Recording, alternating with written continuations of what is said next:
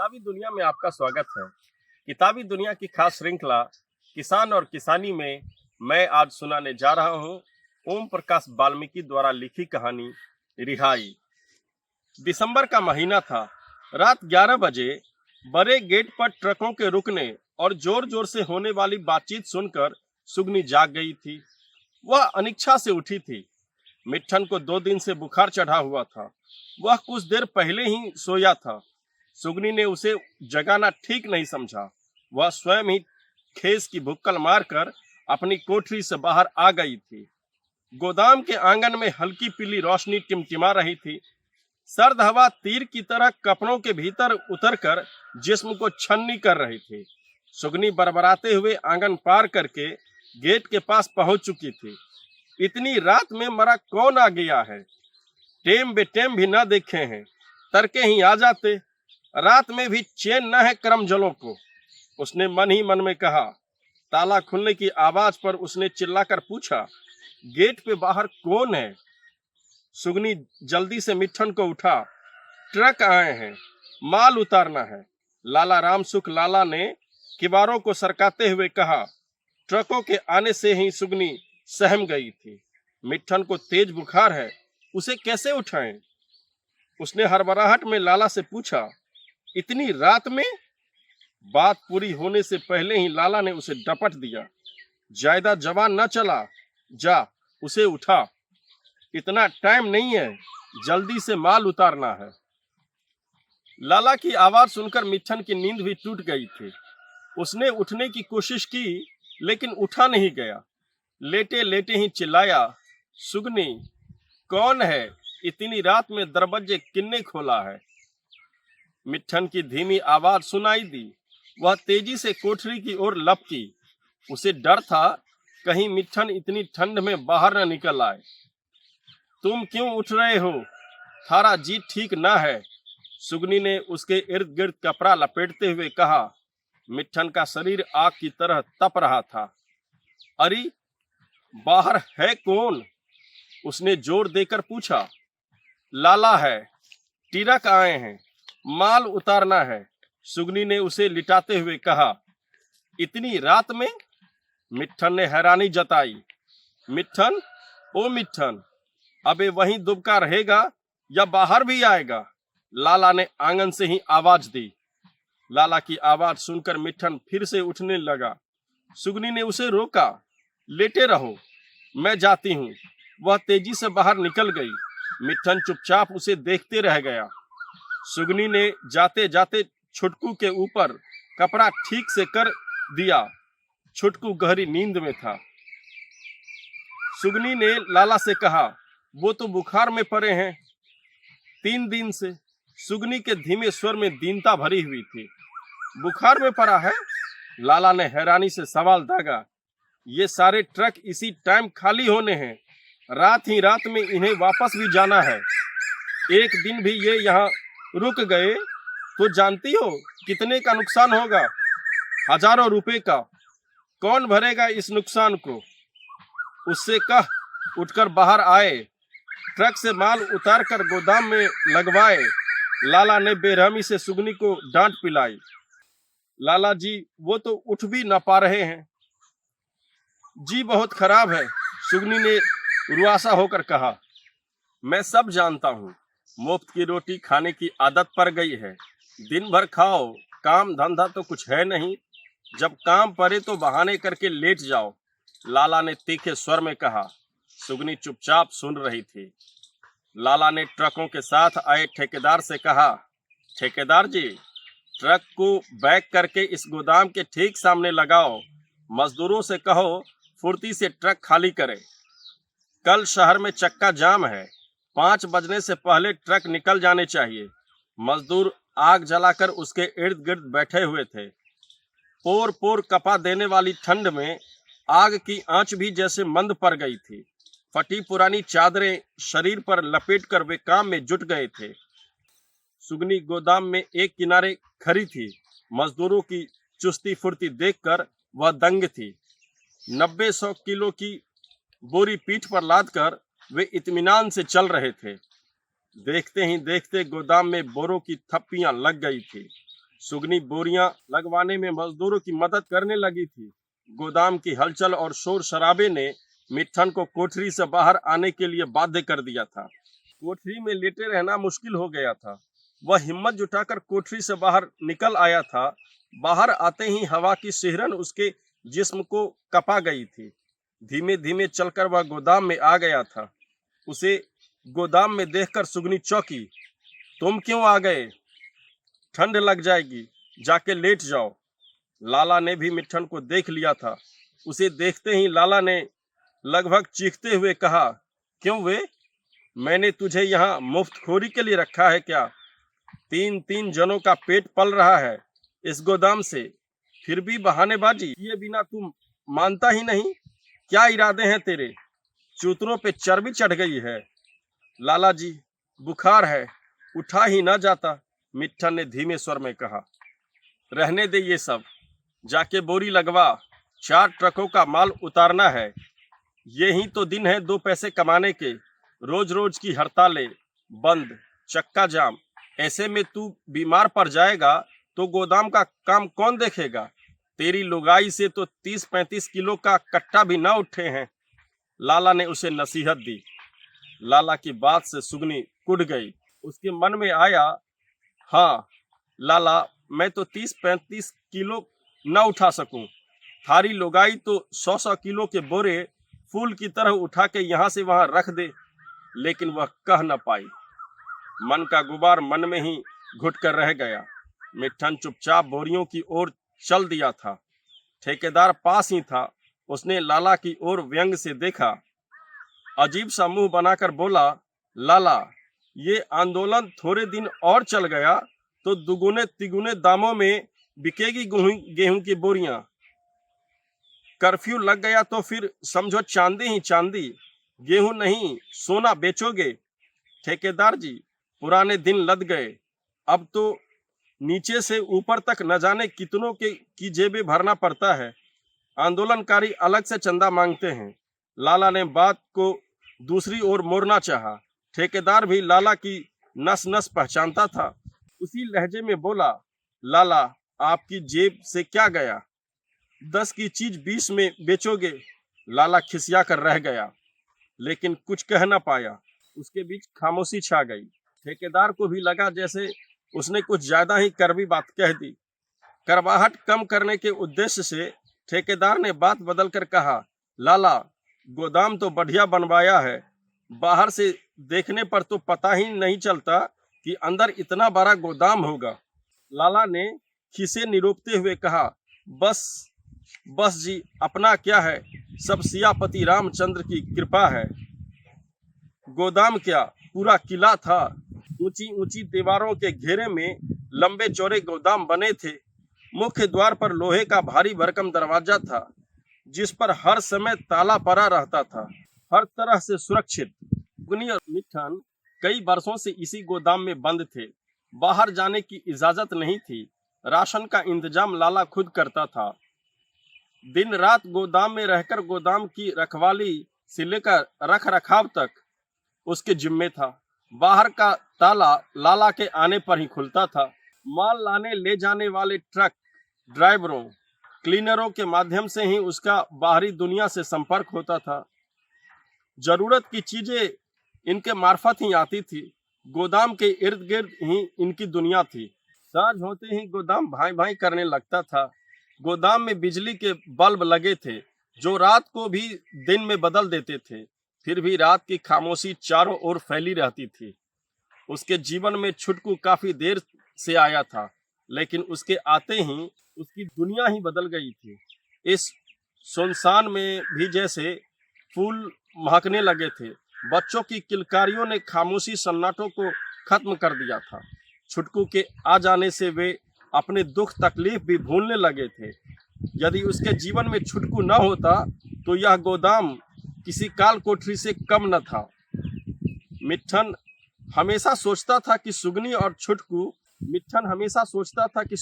छुटकू को शहर ले जाए, खूब घुमाए, अच्छी अच्छी चीजें खरीदें। लेकिन लाला का चेहरा देखते ही उसकी बोलती बंद हो जाती थी। लाला गुस्से में उफन पड़ता था। गाली गलौज के साथ ऐसे दहशत पैदा कर देता था कि मिट्ठन भय से कांपने लगता था। सुगनी इस कैद से मुक्त होना चाहती थी। वह हमेशा मिट्ठन से कहती थी, कोई रास्ता ढूंढो, ये गोदाम तो हमारी जिंदगी ले लेगा। मिट्ठन को कोई रास्ता ही नहीं सूझ रहा था। गोदाम में लंबा चौड़ा आंगन था। मिट्ठन की कोठरी के पीछे भी काफी जगह खाली पड़ी थी। सुगनी ने एक रोज मिट्ठन से खाली जमीन में साग सब्जी उगाने की बात कही। रोज दाल खाते खाते भी तो मन उब जाता है। मिट्ठन ने सुगनी की ख्वाहिशें लाला से कह दी। सब्जी उगाने की बात सुनते ही लाला बिफर पड़ा। तेरा दिमाग तो ठीक है, तू गोदाम में खेती करेगा? तुझे यहाँ खेती करने के लिए नहीं, गोदाम की देखभाल के लिए रखा है। जा, गोदाम की बत्ती बुझाकर ताला बंद कर दे। भरपेट रोटी मिलते ही हरी सब्जियां याद आने लगी। मिट्ठन सिर झुकाए बत्ती बंद करने गोदाम की ओर चल दिया था।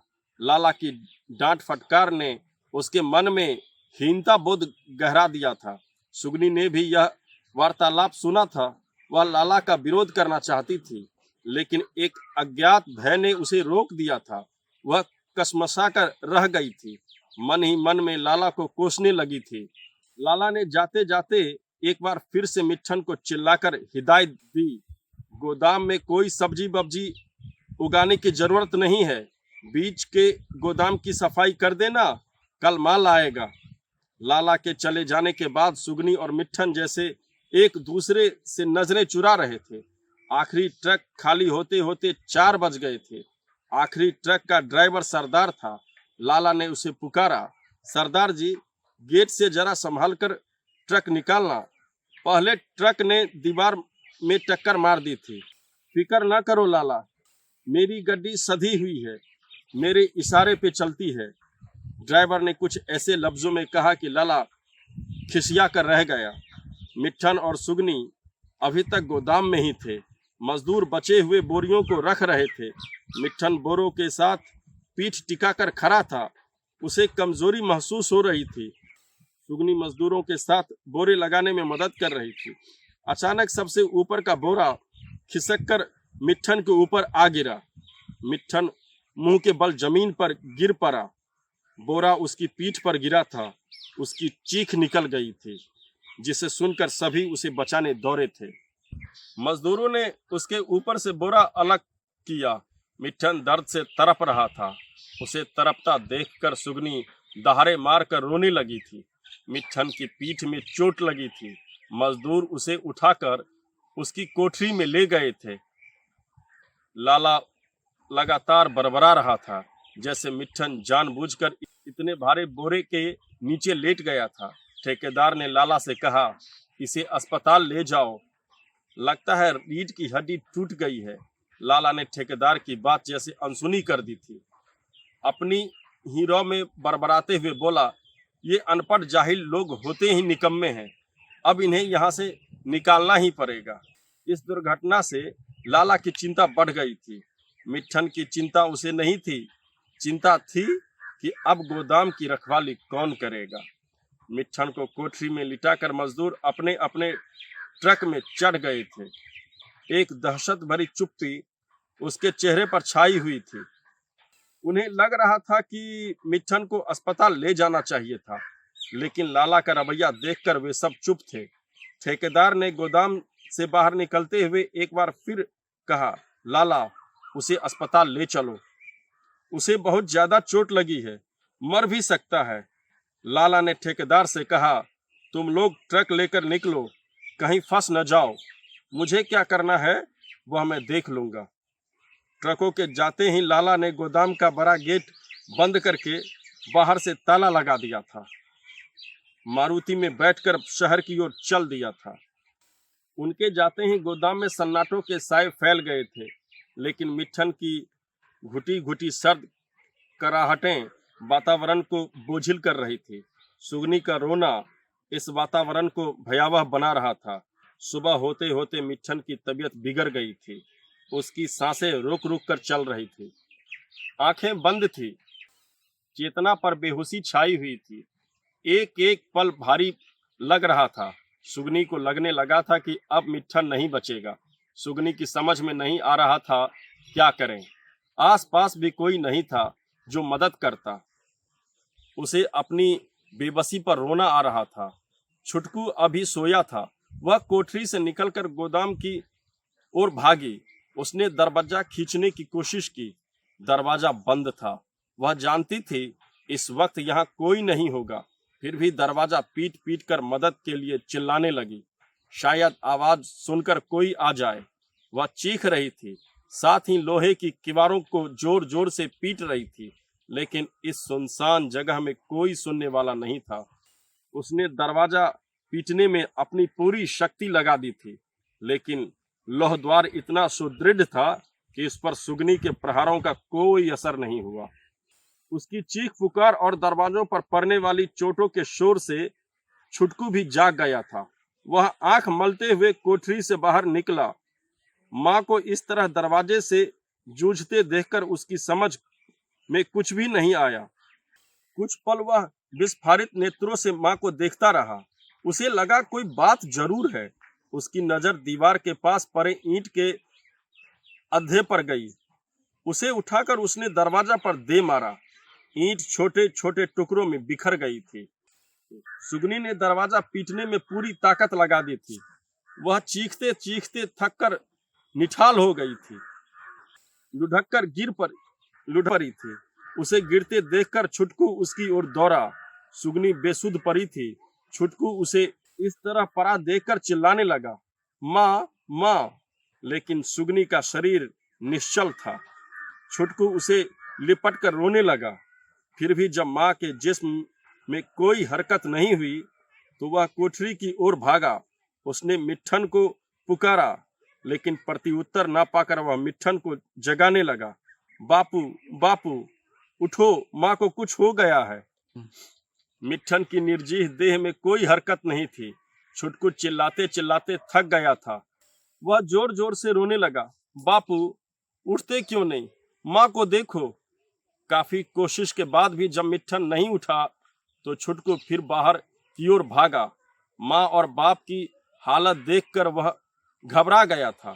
गोदाम का कोना कोना उसने छान डाला, इस उम्मीद में कि शायद गोदाम में कोई हो जो उसके माँ बाप को बचा सके। उसने रात में ट्रकों की आवाज सुनी थी। रात में गोदाम में हलचल थी, लेकिन नींद ने उसे उठने ही नहीं दिया था। दिन होता तो वह ट्रक में चढ़कर उछल कूद मचा देता। गोदाम का दरवाजा खुला था, जिसमें बोरों की थप्पियां लगी थी। उसे देखकर छुटकू चौंका। कल तक तो यह गोदाम खाली था। उसे लगा रात में ही ये बोरे उतरे हैं। वह अपने माँ बाप को बोरों से जूझते देखता था। उसे मन ही मन इन बोरों पर गुस्सा आने लगा। उसने गुस्से में एक बोरे पर लात मारी, लेकिन लात मारने से बोरे पर कोई असर नहीं हुआ। वह कोठरी की ओर दौड़ा। कोठरी के आले में एक माचिस रखी थी। उसी माचिस पर अचानक उसकी नजर पड़ी। उसने लपक कर माचिस उठाई, दौड़ते हुए गोदाम में घुसा। माचिस की तिल्ली जलाकर बोरे में आग लगा दी। देखते ही देखते बोरा सुलग उठा। बोरे को सुलगते देख छुटकू को लगा जैसे उसने दुश्मन को पहचान लिया है। आग बढ़ने लगी थी। आग के जलने की महक छुटकू ने महसूस की। गोदाम धुएं से भर गया था। छुटकू के लिए गोदाम में पड़ा रहना अब मुश्किल था। वह बाहर आंगन में निकल आया था। कुछ देर बाद धुआं गोदाम में बाहर निकलने लगा था। छुटकू आंगन के दूसरे छोर पर बैठकर जलते हुए गोदाम को देख रहा था। उसके बालमन में गहरी विष तृष्णा भर गई थी। उसे लाला का गुस्सा था। जब लाला गोदाम में आता था तो उसकी माँ और बापू को डांटता फटकारता था। लाला के व्यवहार ने छुटकू के मन में इतनी खरोंचे भर दी थी कि उसे लाला से घृणा होने लगी थी। लाला को देखते ही वह सहम जाता था। उसके मन में तरह तरह के सवाल उठते थे जो उसकी समझ से बाहर थे, लेकिन इतना वह समझने लगा था कि लाला उसके माँ और बापू को डांटता है, गालियां देता है। ऐसे क्षणों में वह लाला को घूरता था। 10 बजे के आसपास लाला गोदाम में लौट आया था। उसने दूर से ही गोदाम में उठते धुएं को देख लिया था। धुआं देखते ही उसके होश उड़ गए थे। उसने मारुति झटके से रोकी थी। जल्दी से बड़े गेट का ताला खोलकर लोहे का किवाड़ सरकाया। सामने ही सुगनी पड़ी थी। उसे इस तरह देखकर लाला डर गया था। गोदाम जल रहा था। वह मिट्ठन की कोठरी की ओर भागा। मिट्ठन की दशा देखकर उसके बचे खुचे होश भी गुम हो गए थे। वह कोठरी से फिर गोदाम की ओर भागा। जैसे ही कोठरी से बाहर निकला, एक पत्थर टन से उसके सिर पर लगा। वह गिरते गिरते बचा। उसका सिर भन्ना गया था। उसकी निगाह छुटकू पर पड़ी। वह दूसरी बार करने की तैयारी में था। लाला आपे से बाहर हो गया था। वह छुटकू पर झपटा। छुटकू तीर की तरह बड़े गेट की ओर सरपट दौड़ा। गेट खुला था। वह गेट से बाहर हो गया था। लाला रामसुख लाल गालियों की बौछार करते हुए उसके पीछे दौड़े। गेट के बाहर आते ही छुटकू की नजर बाहर खड़ी मारुति पर गई। उसने आव देखा न ताव, बस हाथ का पत्थर मारुति के शीशे पर दे मारा। एक झंकार के साथ शीशा चूर चूर होकर बिखर गया। मारुति की बिखरी शक्ल को देखकर लाला का रक्तचाप और तेज हो गया था। वह और तेजी से छुटकू की ओर दौड़ा। लाला का रौद्र रूप देखकर छुटकू में और ज्यादा फुर्ती आ गई थी। वह खुली हवा में आ गया था। वह बिना मुड़े बेतहाशा दौड़ रहा था। लाला ने काफी दूर तक छुटकू का पीछा किया था, लेकिन उसकी सांस फूल गई थी। रक्तचाप तेजी से बढ़ रहा था। लाला थक कर सड़क पर बैठ गया था। गालियों का प्रलाप अभी तक जारी था। जलते गोदाम में पड़ी दो लाशें, मारुति का टूटा शीशा लाला की हिम्मत पस्त कर गए थे। अनजान और अजनबी सड़क पर दौड़ते हुए छुटकू को लग रहा था जैसे वह गोदाम की चार दीवारी से हमेशा हमेशा के लिए मुक्त हो गया था।